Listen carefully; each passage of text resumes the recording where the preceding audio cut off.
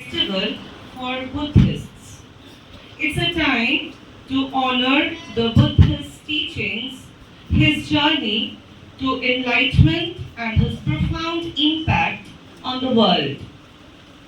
The festival marks the key moment in Buddha's life, that is, his birth in Lumbini, his enlightenment at Bodh Gaya under the Bodhi tree, and his death in Kushinagar.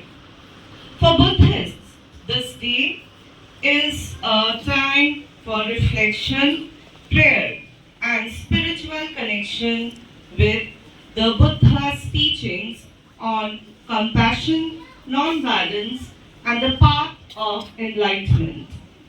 So, on the day of Buddha Purnima, Buddha was born, he was enlightened, as well as on the same day he died.